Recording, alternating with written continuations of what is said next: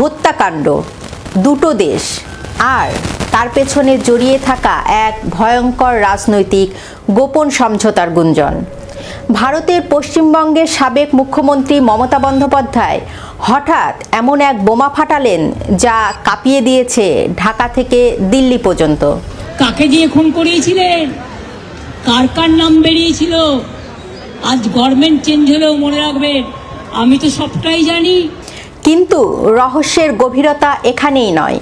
রহস্য হলো যে দলগুলো ভারতের সামান্যতম হস্তক্ষেপের বিরুদ্ধেও রাজপথে আগুন জ্বালায়, অথচ ভারতের স্বরাষ্ট্রমন্ত্রীর বিরুদ্ধে এত বড় অভিযোগের পরও বাংলাদেশের সেই বড় বড় রাজনৈতিক দলগুলো আজ কেন একদম চুপ?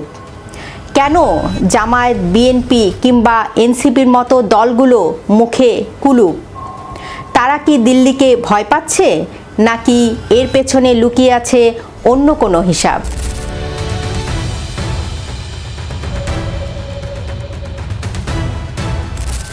ঘটনার সূত্রপাত বাংলাদেশের ইনকলাব মঞ্চের মুখপাত্র শরীফ ওসমান হাদির নির্মম হত্যাকাণ্ড নিয়ে। এই হত্যাকাণ্ড বাংলাদেশের অভ্যন্তরীণ রাজনীতিতে এক বড় ক্ষত। কিন্তু এই ক্ষত যে সীমান্ত পেরিয়ে দিল্লির দরবার পর্যন্ত বিস্তৃত তা হয়তো অনেকেই ভাবেননি। মমতা বন্দ্যোপাধ্যায়ের এই বিস্ফোরক দাবির পর বাংলাদেশের নতুন করে আলোচনার ঝড় উঠেছে। বিশেষ করে নিহত হাদির ভাই শরীফ ওমর হাদির একটি অভিযোগ এই আগুনে ঘি ঢেলেছে।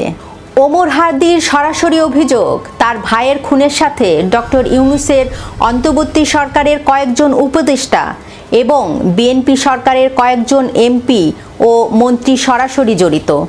শুধু তাই নয়, এই হত্যাকাণ্ডের প্রেক্ষাপট তৈরিতে নাকি আমিরের জামায়াতের একজন পিএসও জড়িত ছিলেন। একটু ঠান্ডা মাথায় সমীকরণটি মিলিয়ে দেখুন।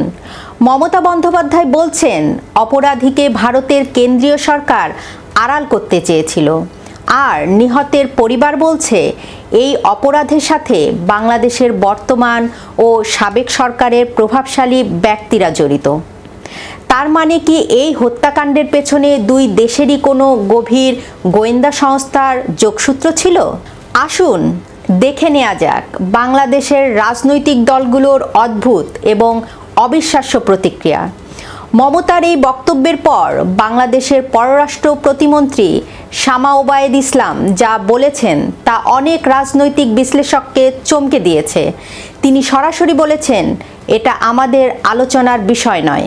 আরেকটা দেশে নির্বাচন হয়েছে, সেই দেশে একটা পরাজিত হয়েছে, সেই পরাজিত একজন নেতা একটা কথা বলেছে, that is not our matter to discuss.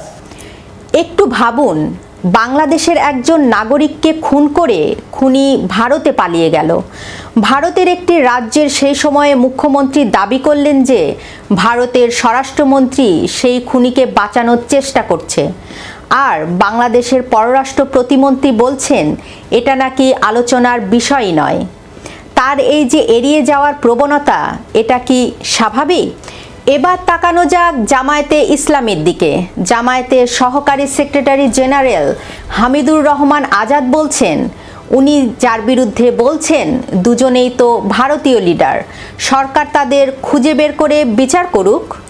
অর্থাৎ দেশের অন্যতম বৃহৎ দুইটি দলই এই বিষয়টিকে ভারতের অভ্যন্তরীণ রাজনৈতিক কাদা ছোড়াছড়ি হিসাবে দেখানোর চেষ্টা করছে। কিন্তু আসলে কি তাই, নাকি এর পেছনে লুকিয়ে আছে বড় কোনো কৌশলগত ভয়? রাজনীতির পরিহাস বুঝতে হলে আমাদের একটু অতীতে ফিরতে হবে। যে জয় বাংলা স্লোগান শুনলে বাংলাদেশে জামায়াত, বিএনপি কিংবা এনসিপির নেতাকর্মীরা ক্ষুব্ধ হন, যে স্লোগানকে তারা নিষিদ্ধ আওয়ামী লীগের একচেটিয়া সম্পত্তি মনে করেন, সেই জয় বাংলা স্লোগান দিয়েই কিন্তু পশ্চিমবঙ্গের বিজেপির বিরুদ্ধে নির্বাচন লড়েছিল মমতা। আশ্চর্যের বিষয় হলো, তখন বাংলাদেশের এই ডানপন্থী ও জাতীয়তাবাদী দলগুলো সোশ্যাল মিডিয়ায় মমতার সমর্থনে ফেসবুকে ঝড় তুলেছিলেন। মনে হচ্ছিল মমতার জয়ে যেন তাদেরই ভাগ্য নির্ধারিত হবে। তারা ভারতের বিজেপি সরকারের পতন চেয়ে মমতাকে সমর্থন দিয়েছিলেন। যেই উগ্রপন্থীরা সেখানে ক্ষমতায় আসছে, আগামীতে আমাদের এই নির্বাচনটি গতকাল হয়েছে। এই নির্বাচন আমাদের বাংলাদেশে এখন যে মেসেজটি সেটা হচ্ছে আমাদের আরও অনেক বেশি দায়িত্বশীল হতে হবে। কিন্তু রাজনীতির পাশা উল্টে গেছে। সেই মমতা বন্দ্যোপাধ্যায় যখন ভোটে হেরে গিয়ে বাংলাদেশের হাদি হত্যা নিয়ে দিল্লির বিরুদ্ধে বিষোদাগার করলেন, অমিত শাহের মতো ক্ষমতাধর নেতার বিরুদ্ধেও খুনিকে আশ্রয় দেওয়ার অভিযোগ তুললেন, তখন এই দলগুলো সম্পূর্ণ চুপ। অতীতে আমরা দেখেছি তিস্তা চুক্তি হোক, সীমান্ত হত্যা হোক কিংবা ভারতের কোনো নেতার সামান্য কোনো মন্তব্য, সত্য মিথ্যা যাচাইয়ের আগেই বাংলাদেশের এই দলগুলো রাজপথে আন্দোলন গড়ে তুলত। ভারতের বিরুদ্ধে স্লোগানে মুখরিত হতো পল্টন থেকে প্রেস ক্লাব। তাহলে আজ ভারতের স্বরাষ্ট্রমন্ত্রীর বিরুদ্ধে সুনির্দিষ্ট অভিযোগ আসার পরও কেন এই দলগুলো টু শব্দ পর্যন্ত করছে না? কি এমন ঘটল যে রাতারাতি সবার মুখে কুলুপ আটা হলো? বিশ্লেষকরা এই রহস্যময় নীরবতার পেছনে প্রধানত তিনটি বড় কারণ দেখছে।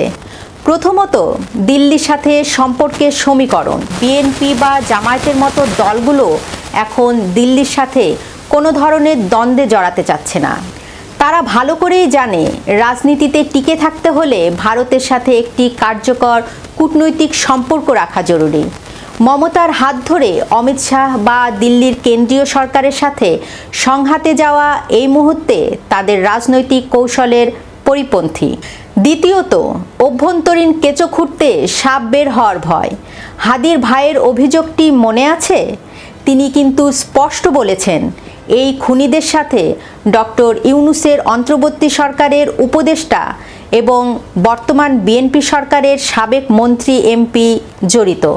এখন যদি এই ইস্যু নিয়ে বেশি নাড়াচাড়া করা হয় আর ভারত সরকার যদি সত্যিই কোনো নথিপত্র বা স্বীকারোক্তি প্রকাশ করে দেয়, তবে তা উল্টো বাংলাদেশের এই দলগুলোর জন্যই বুমেরাং হতে পারে।